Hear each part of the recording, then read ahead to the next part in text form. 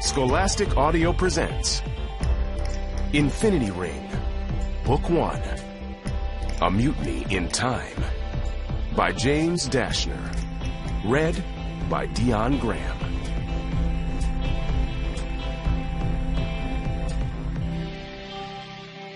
Prologue.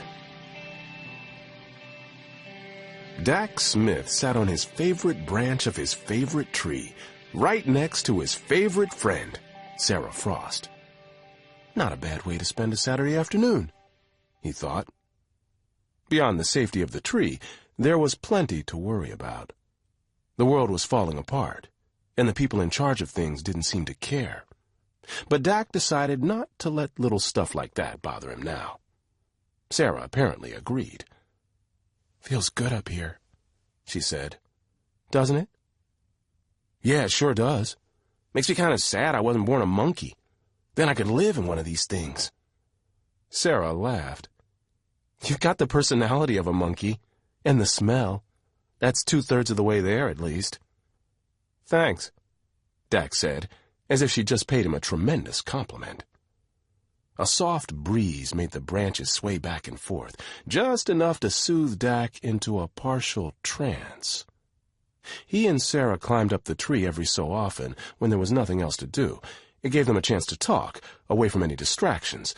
Distractions like adults who complained constantly about taxes and crime rates and, in whispers, about the SQ. With all the mental static, it was a wonder Dak and Sera managed to get any thinking done. Fortunately, they were both geniuses, although in very different ways. "You excited for the field trip this week?"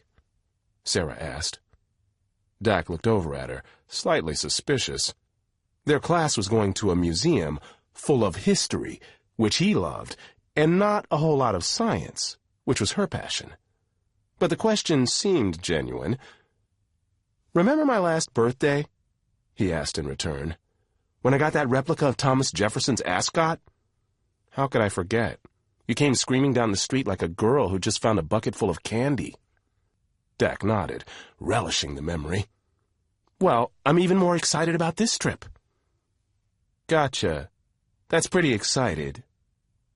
They sat in silence for a while, Dak enjoying the breeze and the sounds of nature and the break from the rest of life. Gradually, though, he realized that Sera seemed far less relaxed. There was an unmistakable tension in her shoulders that had nothing to do with tree climbing. He followed her gaze across the yard to his front porch, where his parents had recently put up a new flag. The small flagpole affixed to the side of the house was usually used for seasonal displays, holiday flags in the winter, the 48 starred U.S. flag in the long summer months. Now, for the first time, Dak's parents had put up a stark white flag with a black symbol in its center. That symbol was a circle broken by a curve and a thunderbolt, the insignia of the SQ. "Don't tell me your parents buy into all that," Sera said, her voice solemn. "I don't think so. They said it's easier this way. They're less likely to be bothered if they just put up the flag." "The SQ, they make me sick," Sera said. Dak had never heard such fierceness in her voice. "Someone has got to stand up to them eventually, or someday it's going to be too late." Dak listened to her as he stared out into the woods beyond his house. All that green, all those animals. There were parts of the world where these kinds of places had disappeared entirely. He'd read enough history to know that where the SQ went, trouble followed. He suddenly felt his own little burst of determination. "Maybe it'll be us who stand up," he said. "You never know."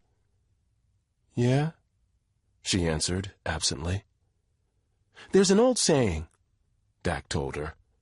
"The times, they are a-changin'." "Oh, I like that. Maybe that'll be our motto. Maybe we'll change the times someday. Every problem has a solution, right? And our big brains have got to be good for something. What do you say?" She looked over at him and stuck out her hand. He shook it, hard. Somewhere nearby, a bird chirped excitedly. Chapter 1. The Only Hope. Brent Takashi stared at the monitor and tried to remember a time when he didn't know the world was about to end. Mari Rivera, his second-in-command, sat next to him, and the way she was slowly shaking her head back and forth, she seemed to be the second most depressed person on the planet. Brent was the first. "Well?" Mari asked. "What do you think?" "What do I think? I think we have a global catastrophe on our hands," Brent replied. "Volcanic eruptions all along the Pacific Rim, blizzards in parts of South America that have never even seen snow before. If we're lucky, the tropical storm brewing in the Atlantic might put out the wildfires in the Northeast." "Look on the bright side," Mari said, her voice grim. "At least people believe we're in trouble now. People still believe what the SQ tells them to believe, because fear is always more powerful than truth." He ran his fingers through his dark hair and sighed. "Aristotle would be so proud. Look what the historians have been reduced to. The SQ is going to win, even if it means destroying the world." It wasn't just the natural disasters that had him worried, or the blackouts, or the food shortages. There were also the remnants. Every day when Brent went home and looked at the picture that hung above the fireplace, he and his wife sitting by a river, the sun glinting off the water behind them, he felt a disorienting twist in his head and stomach, a gnawing gap in his mind that made him extremely uncomfortable. Someone, at least one someone, was missing from that photo. It made no sense whatsoever, but he knew in his bones that someone was missing. He wasn't alone in suffering these types of sensations. More people experienced remnants with each passing day. They'd strike when you least expected them, and they could drive you crazy. Literally crazy. Time had gone wrong. This is what the historians believed. And if things were beyond fixing now, there was only one hope left: to go back in time and fix the past instead. Mari did what she always did when he was inclined to whine. She ignored him and moved on to the task at hand. "What's the latest on the Smiths?" she asked. Of all the scientists the historians tracked, they were the only ones who hadn't been shut down by the SQ. Yet. Brent pulled up their file and pointed out the latest developments. All of the Smiths' experiments, findings, data, every little thing they did in their lab, each and every day, it was all being monitored by the historians. Without the Smiths' knowledge, of course. Brent would be sure to apologize for that after they saved the world. They both fell silent for a minute, staring at the data on the screen as if hypnotized. The Smiths were so close.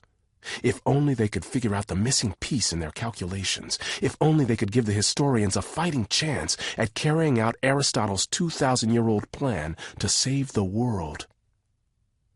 "It's coming, you know," Mari whispered. "Sooner than I ever thought."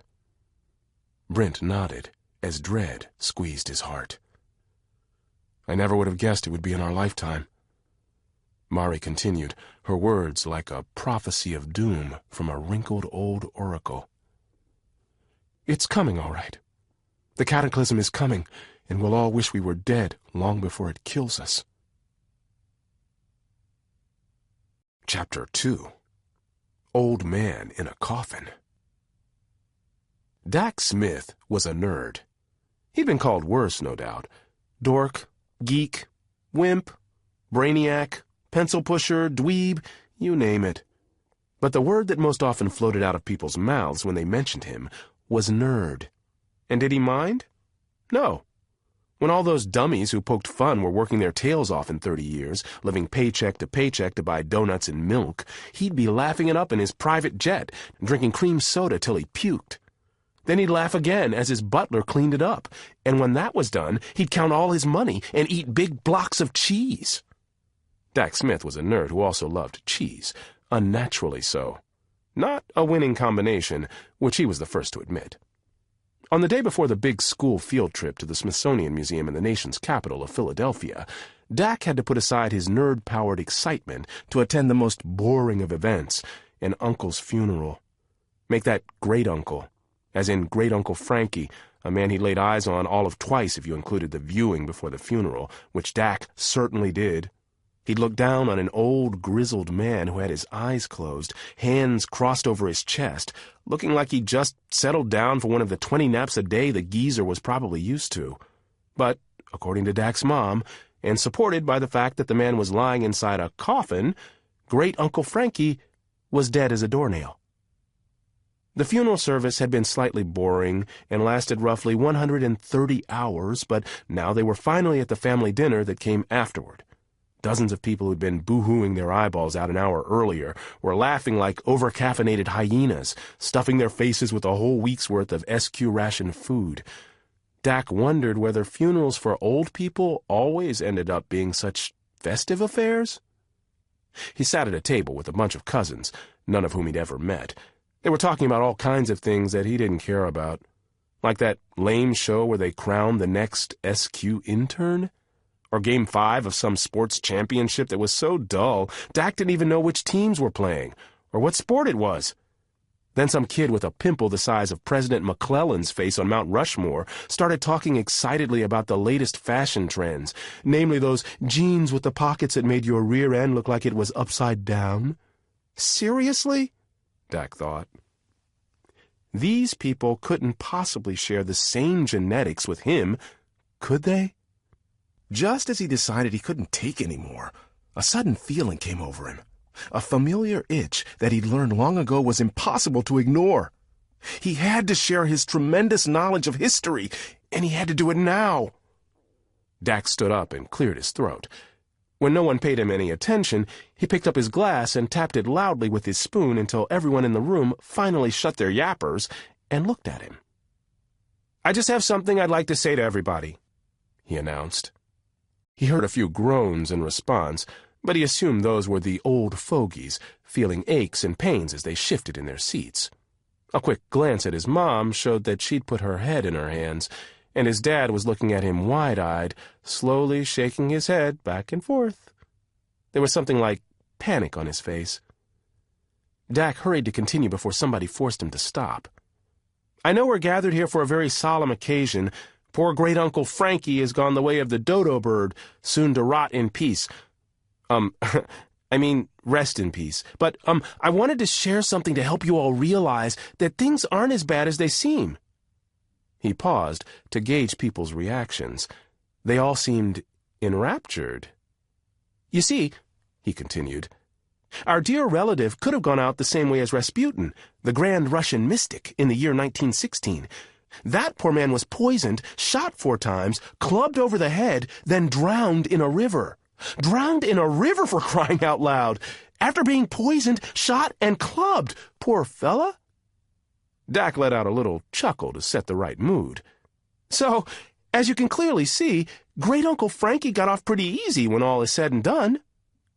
Dak finished by pulling in a long, satisfied breath. He looked around the room and saw nothing but blank faces staring back at him. Lots of blinking. "Thanks for listening," he finally said. Then he held up his water glass and yelled, "Cheers!" His mom fell out of her chair. The next day brought the field trip he'd been looking forward to for months. For someone who loved history as much as Dak did, going to the Smithsonian was better than getting locked in a candy factory overnight. He planned to gorge himself on information. On the bus ride there, he sat by his best friend in the whole wide world. Her name was Sera Frost, and so far no one had given them any flack about being such good friends. Well, except for the occasional, "When are you gonna get married?" jokes, and the "Dak and Sera sitting in a tree" songs. Okay, so they'd received plenty of flack. "What exhibits are we going to see before lunch?"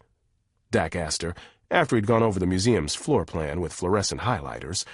"And which ones after?" Sera looked up from the electronic book that she was reading on her Square tablet, fixing him with the sort of stare she usually reserved for a bug in a jar. Her long, dark hair made her expression look even more severe, as if it were on display in a picture frame. "Would you relax? Let's just play it by ear, roam around. I don't know. Actually enjoy ourselves?" Dak's mouth dropped open. "Are you insane?" And he really meant it. She obviously didn't comprehend the opportunity they were about to be given. We need to plan this to the second. I'm not taking any chance of missing something cool.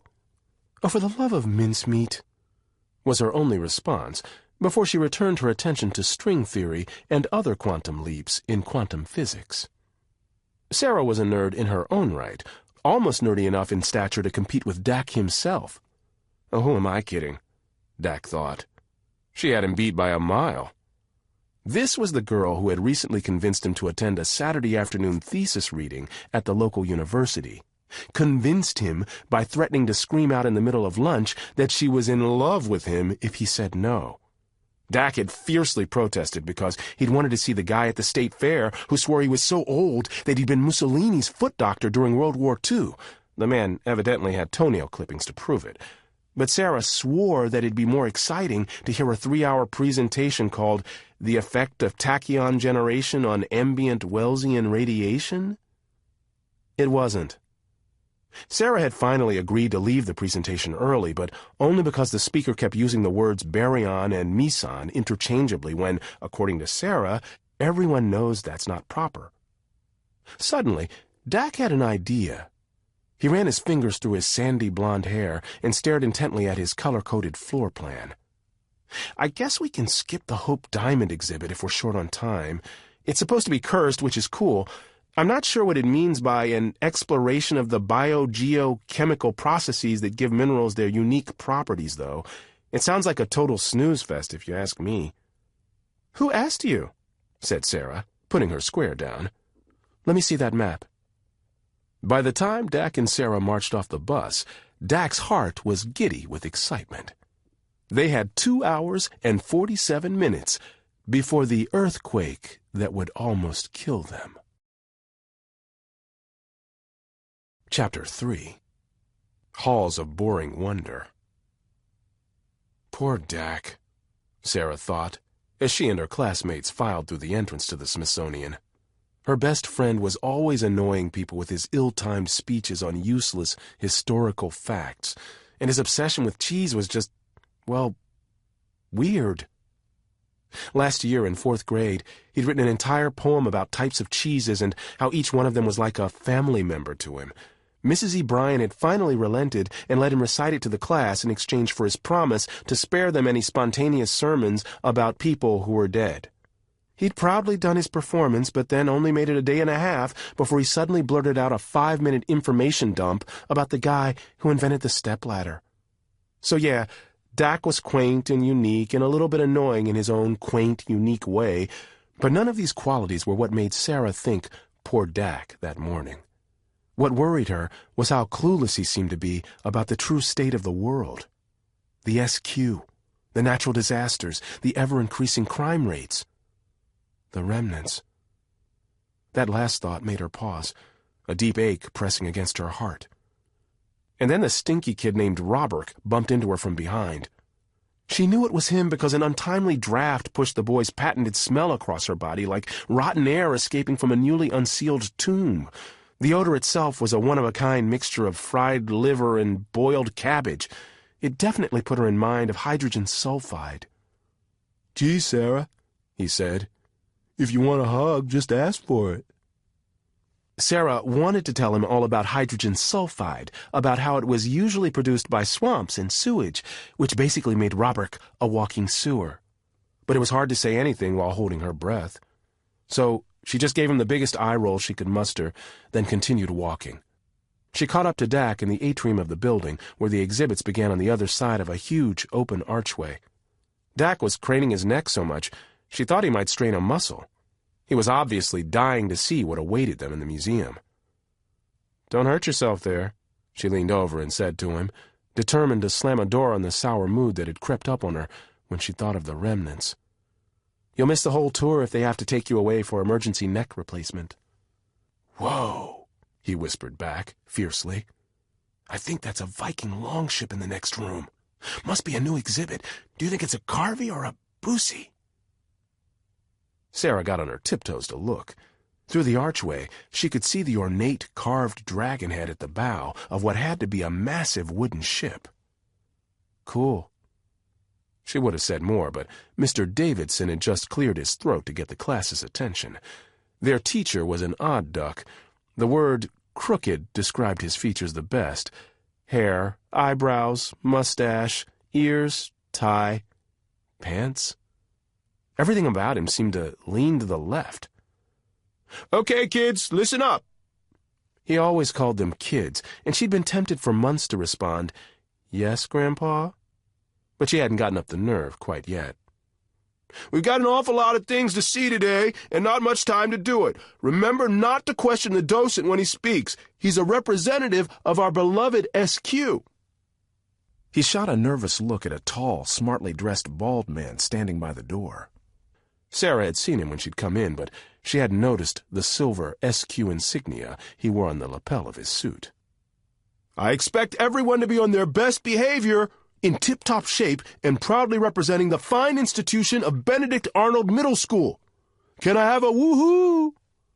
Oh, please, Sera thought in a panic. Not this. Not in front of the museum staff.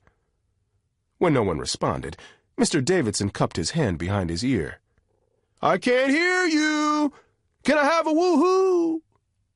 The class half-heartedly gave him his lame cheer, and he shook his head sadly.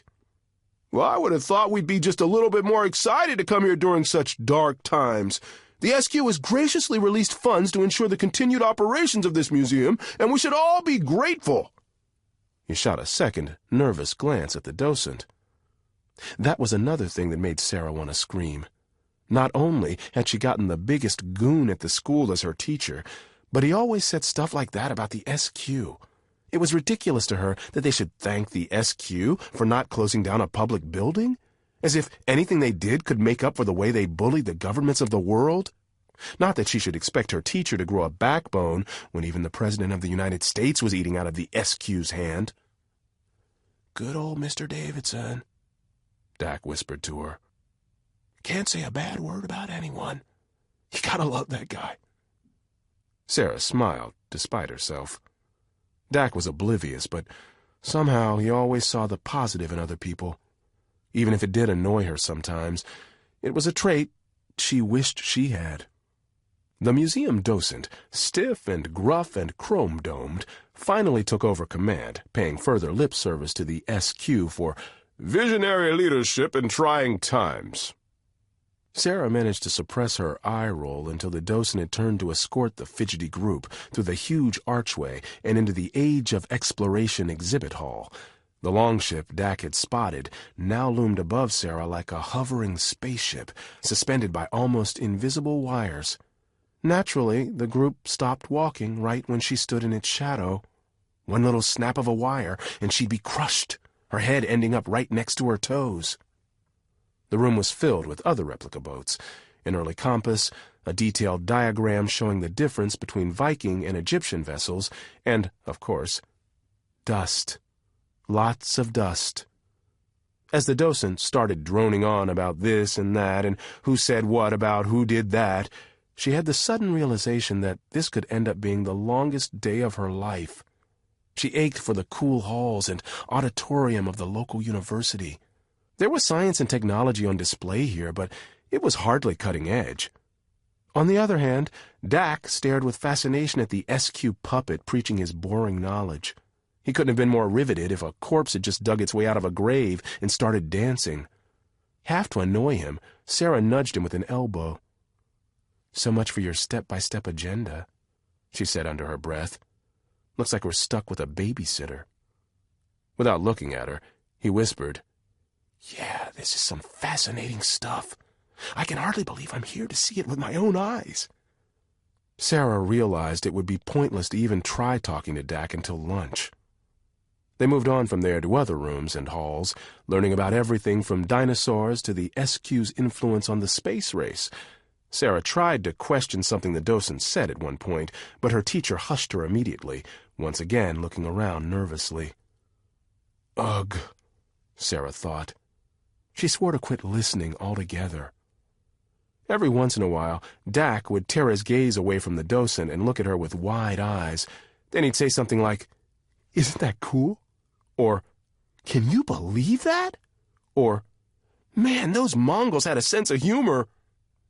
She'd simply nod and hope he didn't force her to admit she hadn't heard a word that had been said. Eventually, they circled back and found themselves in the exploration hall again, where they stood for what seemed like hours before an exhibit dedicated to the discovery of the Americas by the famous Amancio brothers. Everybody knew the story, though the docent left out the best part, the grisly fate of the cruel man that the heroically mutinous brothers had disposed of, Christopher Columbus. In fact, Sera had only ever heard of Columbus because Dak liked to tell the story. The man's name never came up in class or during Amancio Day celebrations. The docent was just going off about how important the SQ had been in shaping the history of the world for the better when Dak cleared his throat loudly and raised his hand. "Oh, no," Sera thought. "Here we go." "Excuse me," Dak practically shouted when neither of the adults acknowledged him.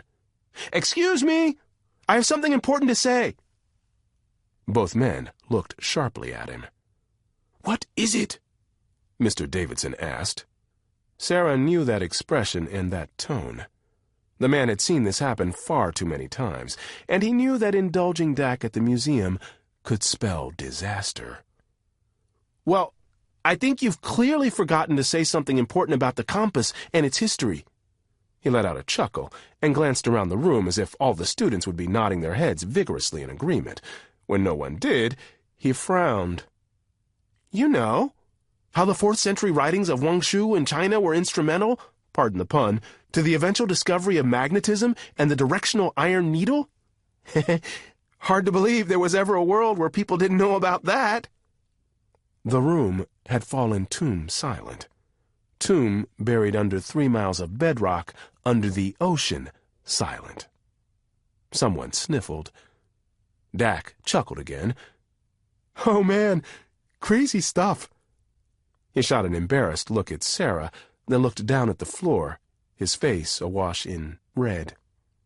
And those were the moments Sera realized exactly why they were such good friends. They were both inhumanly dorky. No judgments. She reached out and punched him lightly on the arm. "Ow," he said. But he smiled, and the red in his cheeks started to fade. "All righty then," Mr. Davidson barked, clapping his hands once. "That wasn't so bad. Let's all gather." A sudden burst of violent movement cut him off. The entire building started to shake, along with everything inside of it, display cases shuddering as the great hallway seemed to bounce and tilt and wobble. Screams erupted from every direction at once. Sera planted her feet and fought to keep her balance while most of her classmates fell on top of one another. Dak was one of them, tangled up in a sea of arms and legs.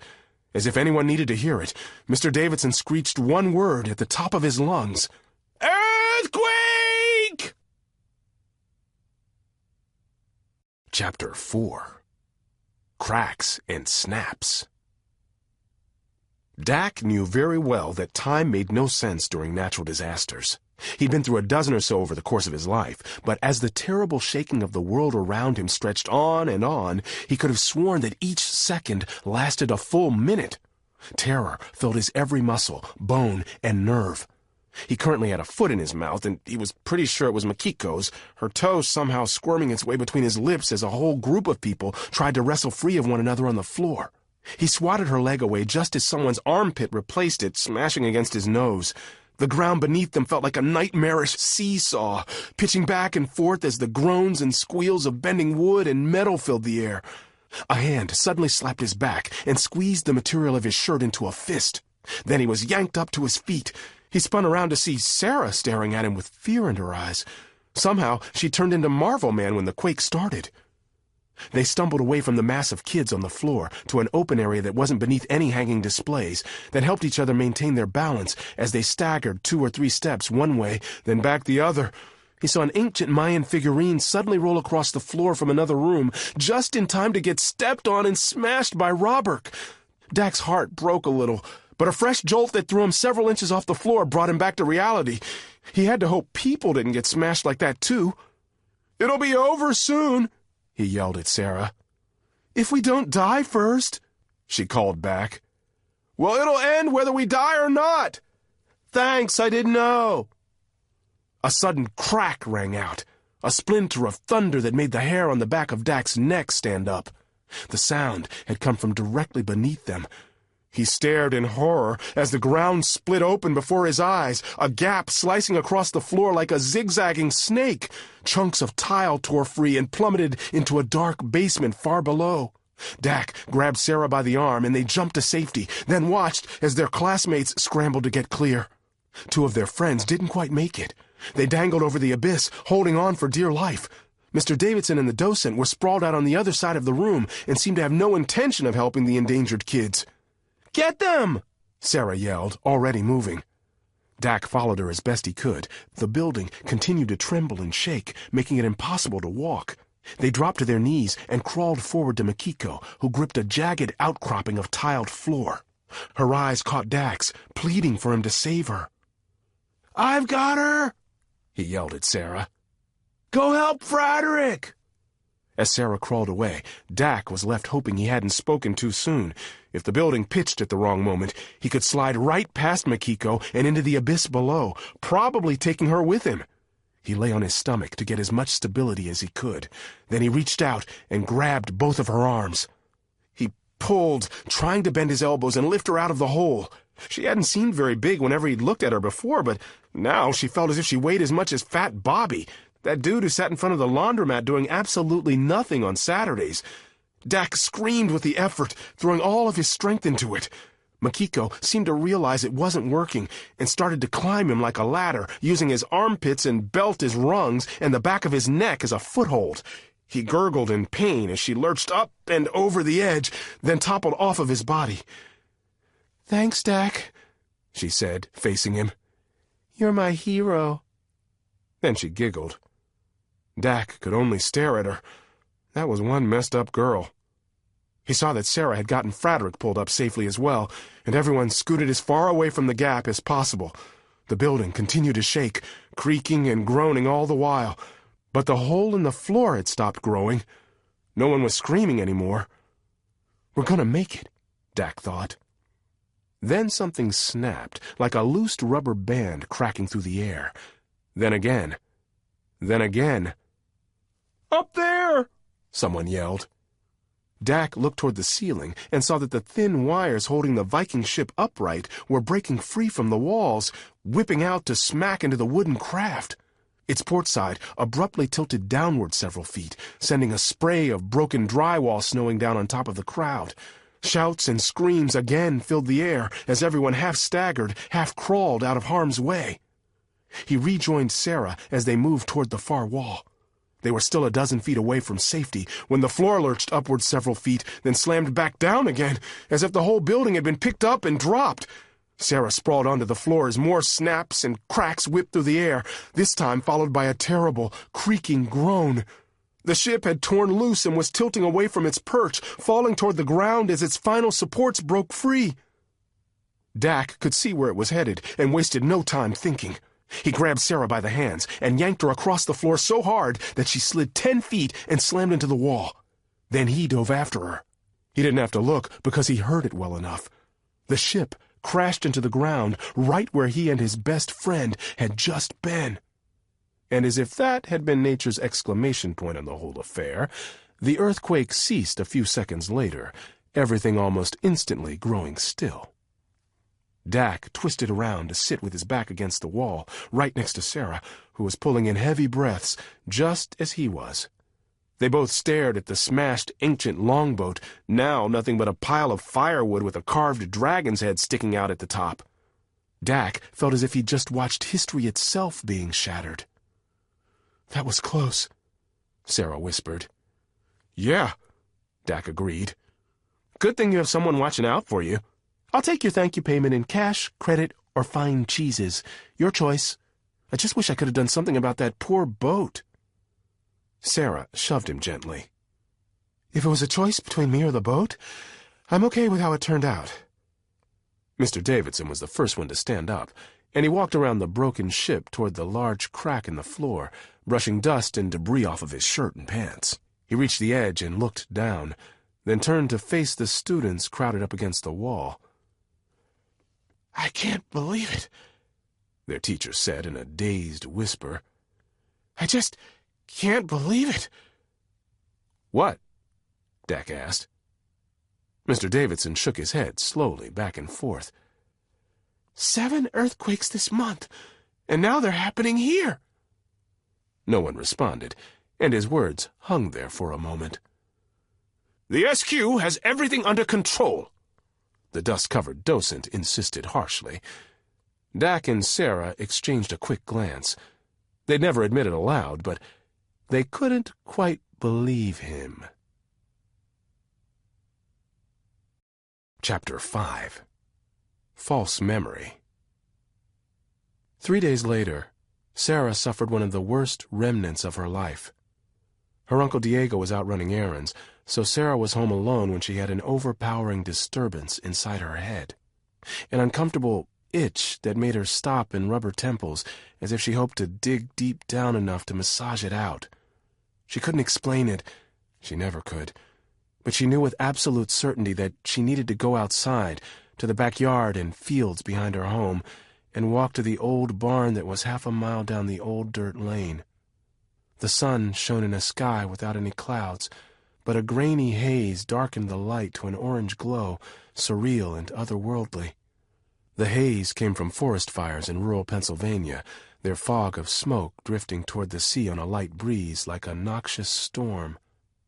Sera ran along the lane, enjoying the warmth despite the weirdness that had settled inside her, that pull to run to the barn for the umpteenth time in her life. So she ran harder. Dust billowed up from her footsteps and stuck to the sweat that had broken out on her legs. The dry heat nearly sucked her breath away. As she made her way down the lane, she thought of the earthquake at the museum and the SQ officials who'd insisted it was no big deal and all the other things that seemed to be wrong with the world. She also thought of Dak, her BFF forever, which was redundant, but she still liked to say it that way, and how something deep inside her felt that there was a reason for their friendship, that something great waited on the horizon of their lives. She reached the little grassy meadow that circled the barn and stopped in the same spot she always did. A single granite boulder had stood there longer than anyone could remember. It probably went all the way back to the Precambrian age. It would probably outlast people. Leaning against it, Sera stared at the barn's warped wooden slats and the faded red paint that flaked away a little more with each passing year. And then she waited. She waited for the remnant. There was a part of her, a rational side, that knew she didn't have to do this, that she could choose to ignore the craving to come here, could go do something else, avoiding the pain that was about to envelop her. But in some ways, she welcomed the pain. Did she understand it? No. Did she enjoy it? No. But she welcomed and relished it because she knew it had something to do with a life that should have been. She knew it like she knew her hands were connected to her arms, and she couldn't pass up the only opportunities she'd ever have to experience it, not even if it hurt. And so, she kept waiting. It began just a few minutes later. There was a rushing behind her ears, within her head, a pressure that wasn't audible but was there all the same. An ache pierced her heart, a sadness that opened like a gate within her, a gaping maw of darkness that wanted to suck the life out of her and pull it down to the depths. She stared at the double barn doors, and even though they didn't budge, every part of her yearned for them to do so. She could almost see it, could almost feel the breeze that would stir as they swung open and slammed against the side of the barn. Nothing happened, of course. But something should have. Those doors should have opened, and 2 people should have walked through, calling her name with smiles on their faces. Sera didn't understand it. She didn't understand it in the slightest. But she knew. Those 2 people were her parents. She'd never met them, and she never would. Chapter 6. An Iron Door. The first thing Sera wanted to do when the remnant faded was go tell Dak about it. She always did. He himself had never experienced a major one, nothing that couldn't be explained away as déjà vu or a simple forgotten memory, so he didn't totally understand, but he tried to. And for her, that was good enough. Plus, his parents were out of town for the weekend, so she knew he could use the company. Usually his grandma came over when his parents were gone, but she was older than most trees and spoke about as often as one. Dak was in a lawn chair when she arrived, sitting under the branches of an apple tree as he read from a gigantic book.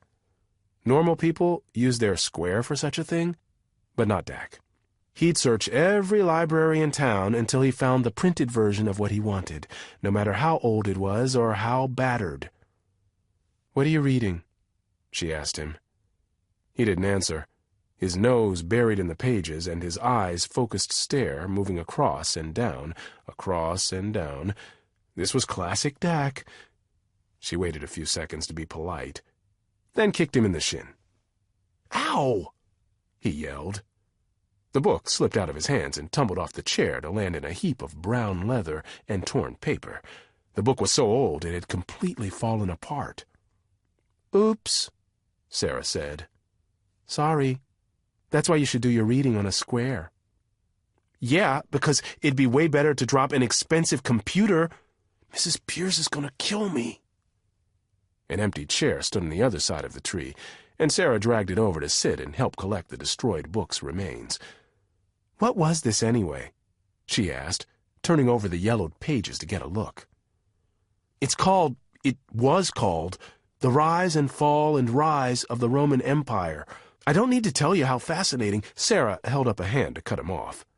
"Yeah, you're right. You don't need to tell me. I can only imagine the magic you felt as you tore through its riveting pages." "Quit being a smart aleck," he said with eyes narrowed. "It was riveting. Only you could think making guesses about junk that's smaller than an atom is more exciting than reading about evil emperors cutting people up and bathing in their blood." She stared at him, blinking once in exaggerated disinterest. "Hungry?" he asked with a sly grin. She tried to grin back, but nothing came. "I had another one today," she said. "A moon-sized pimple?" he asked. She punched him in the arm. "A remnant, you jerk." His face fell a bit. "Oh, sorry. I know those are hard on you." "Sometimes I think they're getting worse. It's so hard to explain, but it hurts like nothing else." "Weird." Sera had been called weird before, and not always nicely, but she knew Dak meant it in a completely different way, and he was right. "Yeah, it is weird." Dak gave up on the pile of paper and leather and shoved it all under the chair. Then he stood up. "I've got something that'll cheer you to pieces in a heartbeat." "You do, huh?" "I do." He pulled something out of his pocket. "My mom and dad left the keys to the lab out." Sera had never heard such beautiful words in all her life. She didn't even bother responding. She was already on her feet and sprinting toward the back of the house. The lab was a separate building in the back corner of the Smiths' property, a 3-story brick structure with no windows and a single door made of black iron and sealed shut with about 197 locks, by the look of it. When Dak had said that his parents left the keys out, he'd skipped the mundane details, that the keys were usually in a sealed box that was kept in a fireproof safe within a huge wall-sized gun locker. Sera thought it was all a little OCD, but Dak's parents had always been a bit odd. Sera got there first, waiting impatiently in front of the imposing door as Dak approached, jangling the keys in his hand. "It looks like something out of the Dark Ages, doesn't it?" he asked. "How in the world did they forget to put the keys away?" Sera asked. "I'd expect them to catch their flight to Europe completely naked before letting something like that happen." Dak's parents went overseas at least once a month for some kind of business venture that no one had ever fully explained to Sera. It was how they made money to support their real passion, the oddball experiments and silly research projects rumored to be taking place inside the lab. Sera couldn't wait to check them out. "Let's just say I helped them along a little," Dak answered. "I've been dying to see what they've been up to in here. Dad keeps saying they've come up with something really big, really, really big. Maybe they finally came up with a working model of that regurgitating refrigerator he's always talked about." Sera summed it up in a deadpan voice. And so you stole their keys so that you can explore their inner sanctum completely against their will. I won't break anything if you don't. Pinky swear? Pinky swear. They hooked their little fingers, and that was that. Dak's grandma was half blind and 3/4 deaf, so she'd never know they were up to something. Dak flipped through the keys and started matching big ones and little ones with a series of locks that lined the right side of the door. Sera looked on as he worked, trying to hide the impatience that threatened to explode out of her. Here she had the chance of a lifetime to peruse a fully functioning science lab, no matter how silly the things that might be going on within. Dak was on his knees now, trying to find the key to fit a lock that was only an inch above the ground. "Is it your goal in life to drive me crazy?" Sera asked. "One more minute passes and I'm going to start ninja chopping your skinny head." "You're awfully loud for a ninja," he said, just as something clicked. "Got it!" The heavy door swung inward with a metallic scrape across the cement floor. Sera slipped past him and went inside before he could even stand up. "Hurry and close it," she whispered to him, as if someone were listening in. She couldn't shake the feeling of being watched. The thought chilled her spine as Dak slammed the door closed. There was a bank of switches to her right, and she flipped them all, then watched in anticipation as lights flickered on one at a time, revealing the beauty of the lab in slow motion. It was huge, filled with everything she'd ever imagined would be in such a place. Computers running along the walls, monitors atop every desk, and a jumble of electronics and chemicals and glassware on every available surface. Freestanding whiteboards were covered with a rainbow scrawl of mathematical and chemical formulas. The whole humongous room was a haven of science. It was far beyond what she'd expected from the Smiths. Something to the left caught Sera's attention. She walked over to see a glass case about the size and shape of a small refrigerator. Behind the glass, on a felt stand, there was a silvery band of metal an inch thick, shaped like a figure 8, and about a foot long. Except for a small touchscreen on one side, the object appeared completely smooth and shiny, almost shimmering like liquid. It looked alien, and very advanced. "That must be it," Dak whispered. She didn't know when he'd appeared at her shoulder. "They're really big project. What in the world is it?" There was a small label affixed to the glass case, 3 words that made Sera's heart skip a few beats. "The Infinity Ring." Sera shifted her gaze to the right. Next to the display case, a whiteboard stood over a large desk on which several squares rested. 3 more words were written across the top of the board: "The missing piece." And a series of formulas had been laid out below them. Sera scanned the scrawl of letters and numbers and symbols, her fascination growing, and something tickled in her brain again.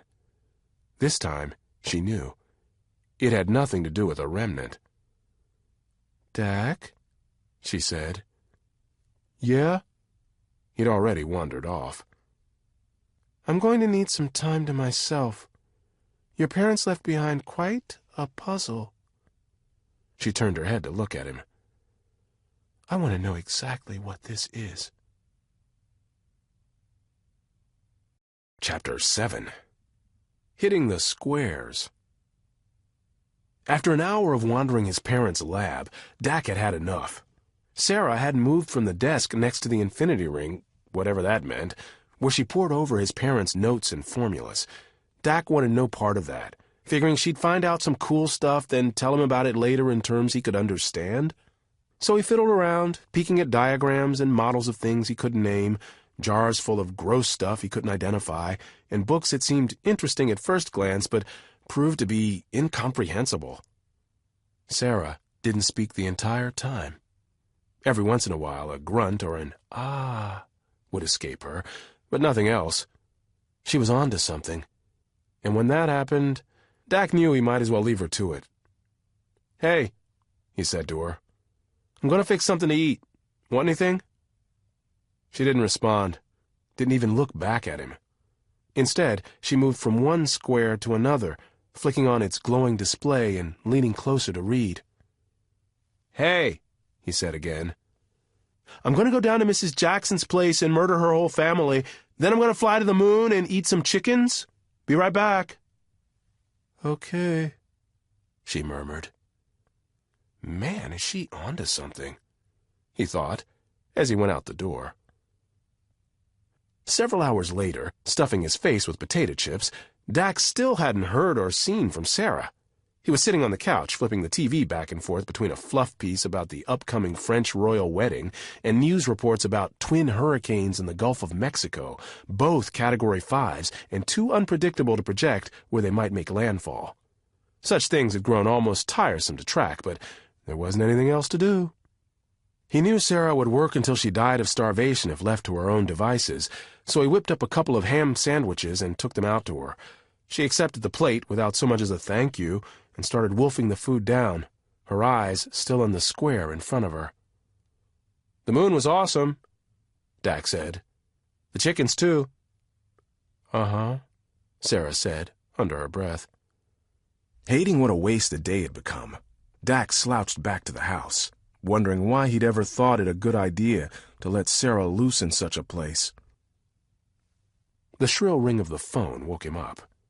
With groggy eyes, his mouth feeling like someone had stuffed a dirty sock in there, he looked over at the clock. In a panic, he shot to his feet. It was almost 10 p.m. Shrieking curses at no one in particular, he ran to the phone and answered it. Just as he expected, Sera's uncle was ranting and raving on the other end, wondering where she was. It was nearly curfew, and officers could pop in for a random check any minute. Dak apologized profusely, saying he'd get her right away. He thought Sera knew better than to risk being out past 10. Plus, her uncle had a really annoying nasally voice when he was ticked off. "Sera!" Dak yelled when he burst through the iron door. As much as he could burst through it when the thing weighed more than the limestone blocks used to construct the Great Pyramid of Giza. "Do you have any clue what time it is?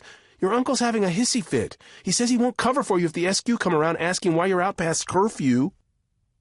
She didn't panic like he thought she would.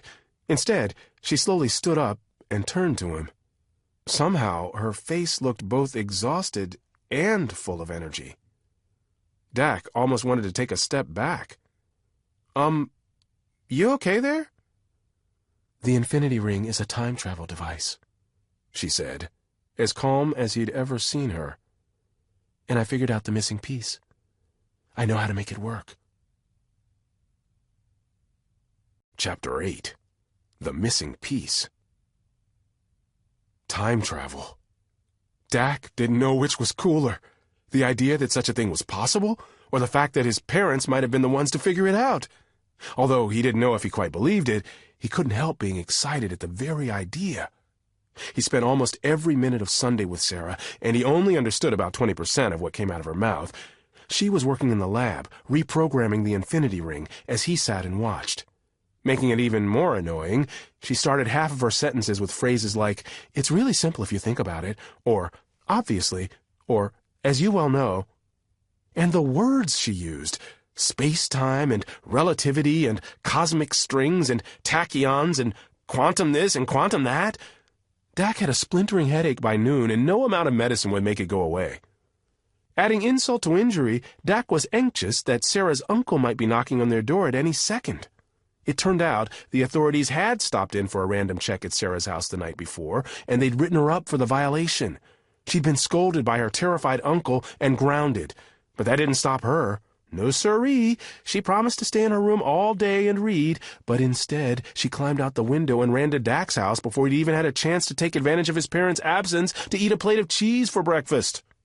And that still wasn't the worst of it. Dak was all too aware he'd broken more of his mom and dad's rules in one weekend than he had his entire life before that. And somehow he'd let Sera talk him into the ultimate sin against them. She'd taken their most prized possession, ranking just slightly above Dak, no doubt, out of its protective glass case and had been playing with it for hours. She was messing around with a thing that probably had cost every spare penny they'd ever earned and could end up being the most valuable invention of all time. He winced every time she took a screwdriver to it. He nearly fainted when she used the soldering iron. He'd either believed her speeches about what she could do, or he was the single stupidest person who'd ever lived. Either way, if this didn't work, He was going to be grounded for the next 3,000 years. It was just past 5 o'clock, all of these thoughts going through Dak's head on loop, when Sera put the device down on the desk and said one word. "Done." Dak blinked a few times. "What do you mean, done? That's the simplest word you've said all day, but it can't possibly mean what I think it means." "I'm done, Dak." She pointed at the ring. "That little thing right there will warp space-time and take a person into the past. I'm not sure why I should make it any more complicated than that." Dak was finding her conclusion absolutely impossible to believe. He walked over and picked up the device. It was heavier than it looked, and cold to the touch. For the first time, Dak noticed a pencil-thin window that ran along the device's entire length. Behind the window was an amber-colored liquid, fuel of some kind, he guessed. "It wasn't even that hard," Sera said. There was no hint of bragging in her voice. It wasn't some lame attempt to fish for compliments. To her, it was just plain true. Dak looked up at her. "So let me get this straight. My parents, who have PhDs from Amancio University and SQIT, have been working on this device for 20 years, and you figured it all out in a couple of days?" Sera shrugged. "They helped. A little." Dak threw up his arms. "Hey, careful with that," Sera snapped. She snatched it away from him. "For the love of mincemeat, I'm just kidding, and you know it. They did most of the work, 99.9% of it. Maybe they just needed someone with fresh eyes to come in and seal the deal, figure out the missing piece of the puzzle. Like I said, it was—" "Yeah, I know," Dak interrupted. "Easy. Piece of cake. Like naming the presidents in order of how old they were when they got elected. Kid stuff. But how do you know for sure that it does work?" "Because all the formulas are balanced. The mechanics of it make sense now. I'd go into more detail, but based on how riveted you were by my earlier explanations, I think I'll spare you the pain. But I know it works, the same way you know that 2 + 2 is 4. Thanks for keeping it at my level. Anyway, what do we do now, genius?" A huge smile lit up her face. "We tell your parents all about it." He suddenly wanted to throw up and run to China. Dak's parents were due home around 7 o'clock that evening. His grandma figured he was a big boy and could take care of himself between dinner and their arrival, so she packed up, gave him a creaky hug, and went home. Dak loved her to death, but she had barely moved out of her chair in the guest room since showing up, so he wasn't quite sure why she was there in the first place. In case he needed a knitted sweater out of the blue? The last half hour waiting for his mom and dad to walk through the front door was agonizing. He and Sera sat on the couch in the living room, the tick-tick-tick of the clock on the wall the only sound. Dak's hands were slick with sweat. There just wasn't any way that this could go down without getting ugly. He tried to think about how he'd break the news, and nothing sounded right. Not a single historical anecdote seemed appropriate to soften the blow. Taking the keys alone was enough to make his dad turn beet red and get his mom shrieking like a diseased monkey. 3 minutes after 7, the door opened. His mom stepped inside, holding a small suitcase in one hand and a giant purse in the other. His dad followed with the rest of their luggage. He shut the door with an elbow, then both of them noticed Dak and Sera sitting before them in silence. "Well, howdy-do," his dad said, a little too loudly. Dak didn't think anyone would ever need to know anything else about his father, except that the man often said the words, "Well, howdy-do." That pretty much said it all. "What are you two little munchkins up to?" his mom asked as she put her things down. "How nice of you to greet us, our own private welcoming committee. Where's the band and the cocktails?" She snorted a laugh, something that sounded like a pig getting tickled. And these two people were geniuses? Well, Dak thought, gotta love 'em. "Now where are my hugs?" his mom said with a mock hurt face. "Don't just sit there all day like 2 bumps on a pickle. Come over here." Dak stood up and suddenly had an idea. There was only one way to tell this story and survive to see the next day. Backward. "Mom, Dad," he said, hoping to make it clear that he had something serious to tell them. Both of them had made it about halfway into the living room, but now they stopped and stared. They'd sensed it all right. Dak smiled, trying to show what good news he had. "The Infinity Ring works now. She's all ready to go." Dak's mom and dad both had confused looks on their faces, as if they mostly thought he was kidding, but weren't completely sure. "Come again?" his mom finally asked. Dak stuck with telling the story backward. He wanted to leave that little tidbit about him stealing their keys until the very end. "It took all weekend, but Sera was able to fill in your missing piece, and now it works." Sera was fidgeting beside him, still on the couch, her knees bouncing. His parents shared a look that he couldn't quite read. Dak decided to keep going, thinking this just might work without an explosion of rage, groundings, unnecessary murders, stuff like that. "Look, we can fill in all the details later, but this is exciting, right? We need to get out there.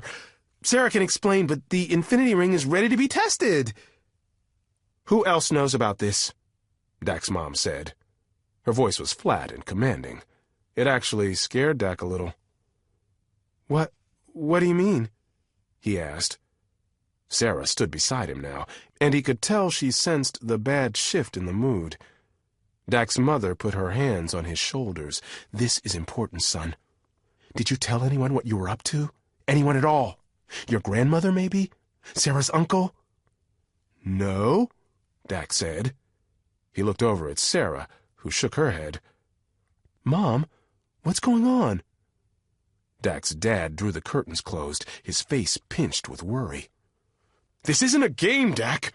What on earth were you thinking?" He yelled that last bit, something Dak had never, not once, experienced before. "I'm sorry, Dad, but we figured it out." "You also might have signed our death warrants," his mom replied. "We can't waste another second," his dad said. "Show us." Chapter 9. The Breathless Wait. The next couple of hours were a complete nightmare. First, Dak had to sit through Sera's explanations on how everything worked and how she'd figured it out. His parents were short and bitter as they asked questions and demanded answers. Then Sera's uncle came over and caused a major scene when he started screaming and yelling. Somehow, Dak's dad was able to calm the old geezer down, convince him that Sera desperately needed their help with an important homework project, and send him on his way. Then, there was another hour of scientific mumbo-jumbo that just about drove Dak over the edge. Just when he thought he couldn't take any more, he heard someone say his name. His head jerked up, and he realized he'd been staring at the floor. His dad was standing right in front of him, arms folded across his chest. "Maybe you should try listening harder. You might learn something." "Science isn't my thing, Dad." They'd had this conversation a million times. The truth was that Dak did well enough in the subject at school, but it just didn't interest him, and they were talking about things well beyond anything he'd learned in school anyway. "But I'd be happy to tell you about the political implications after pyroglycerin was developed by Italy in 1847. Sera and his mom were still bent over a square, gesticulating and talking in an excited rush. His mom had the ring gripped in her left hand. Dak returned his attention to his dad, whose stern expression made his face look like hard stone. Both of his parents looked older than ever before, like they'd aged 20 years in a matter of days. And then the lecture began. "I don't think I need to tell you how disappointed I am that you broke some of our most sacred rules. A lot of bad things could have happened, not just to our research, but to you. Quantum mechanics is not something to be messed with, not to even mention the fact that certain parties wouldn't be very happy to learn about what we've been up to here. Do you understand why we're so upset?" "Yes, sir." Dak showed a sad face, but on the inside he was leaping with joy. This was the lamest, shortest discipline speech he'd ever gotten. "I'm sorry." His dad smiled. "I think she did it, Dak. I think this thing will really work." "You're serious?" Dak was pretty sure he should be more excited about the time travel device than his escape from punishment, but at the moment, it was a tie. "Dead serious." Dak's dad looked over his shoulder at his wife and Sera, then back at Dak. "We'll try to act like all is normal until tomorrow afternoon, throw the scent off, if there is one. Then your mom and I are going to do a test run. For your sake, Dak, I hope the SQ somehow missed your shenanigans." Dak had experienced some long days at school before, but this one was ridiculous.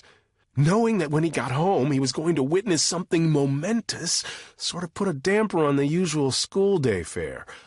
It was nearly 4:30 when Dak, Sera, and Dak's parents were finally gathered in the laboratory, sitting around a table, facing one another with grim looks that didn't completely hide their excitement. Dak had always thought of his parents as a little bit on the goofy side, but they were all business now. "Okay," Dak's mom said, leaning forward on her elbows. "You kids ready for this?" Evidently she included her husband in the subject of that question. When all three nodded, she continued, "Good. The plan is this. The two of us are going to take a very brief trip, then come right back here. We'd like you two to stay in the lab in case, well, to make sure everything goes as planned." "You're both going?"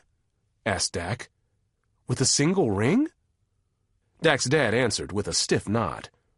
"The device works by warping the fabric of space-time to create a wormhole, basically a tunnel that leads from wherever you're standing to wherever you've programmed the device to take you.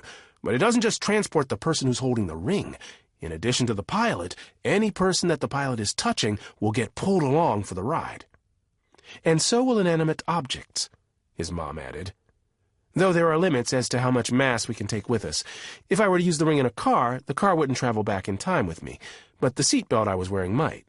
Got it?" "Got it," Dak and Sera said in unison. "We'd bring you a souvenir, honey, but we can't interfere with the past," his mom said. "Even stepping on a bug could have ripple effects that drastically alter the future. I mean, the present." She gave a little snort chuckle then, for the first time since she'd learned the ring was operational.